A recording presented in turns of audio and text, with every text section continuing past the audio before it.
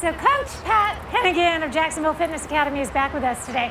And one of the things I discussed with Vic and Lauren on the morning show today was that there are some things you go to the gym to do because you want to look a certain way. And then there's other things you should be doing, whether it's at home or at the gym, to prevent injury, to maybe take away the soreness. Let's talk about the back.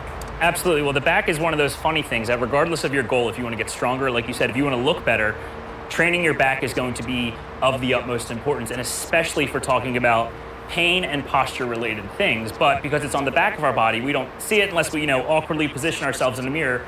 A lot of people tend to skip it, or at least not train it as often as they should, when in reality, everything from your knees to the back of your neck is the engine of your body. It's probably the most important segment of muscles in your body in terms of performance, aesthetics, and living that pain-free life. So when you hear about people with back injuries, are there cases where you could conclude that had they strengthened muscles in their back, they may have been able to prevent that? Oh, of course. And it's not one of those things where there's a blanket answer for everything, Of course. But that back strength, it's everything from your hip stability to the way your shoulders function to the position of your neck is largely dependent on the function and the strength in relation to the front of your body of those back muscles. So having a strong, rigorous back training regimen will go a long, long way towards preventing and sometimes even treating back pain. Does that mean you have to be throwing around some heavy dumbbells? Is there anything you can do without having No, that? it does not. Luckily, the back it's not one muscle, it's a series of muscles. So a lot of the muscles that cause orthopedic pain are those smaller muscles right in the middle of your back, right underneath the shoulder blades, which are best trained with actually light weights. Okay, so what are some of the movements we would be doing then? Of course, well, anytime you're talking about the back, you want to hit all the major functions of the muscles that it entails. So a lot of that is shoulder and hip related. So for the back, that's squeezing the shoulder blades together, elevating the shoulders, then having that forward rotation of the scapula like this, and then the exact opposite, that downward rotation of the scapula. So a lot of things you can do.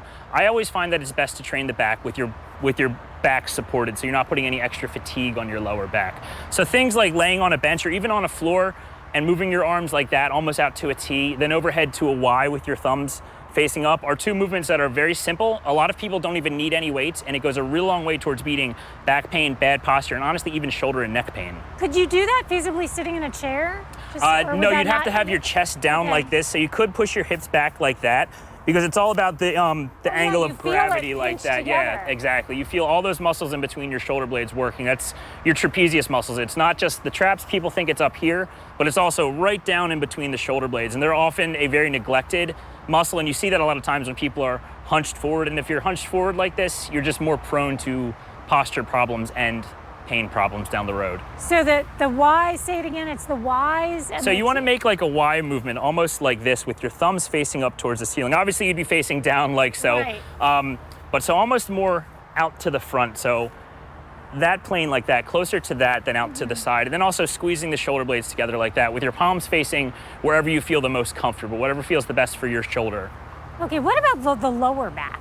The lower back is a funny one because the lower back has many different things that attach right there. And leading from our back training, the lats, which is this muscle right here, connect right above the lower back. So a lot of times you hear people with lower back problems, they need stronger glutes, and that's absolutely the case for most people, but also keeping that relationship between the hips, the ribs, and the lats in mind is a very important one. And a real simple way that you can train the lats, obviously you can do pull-ups, you can do chin-ups, but a much simpler way with a much less resistance profile is to simply get like a band, or if you're at a gym with a cable machine, set it up quite high. You want that full reach with your arm. And if you see, my lat is at its fully stretched position here. And then imagine that imaginary band right here. I'm gonna grasp it and then drive it down like so. I'm getting that full range of motion of the lat without actually grinding on the shoulder joints like that. So that's gonna build strength, but also stability into the hips, which is a large cause of lower back pain for a lot of people. So Coach Pat Hennigan of Jack's Fitness Academy, you can reach out. We've got your website up, and you can reach out to him or do some research on your own, of course, but the back,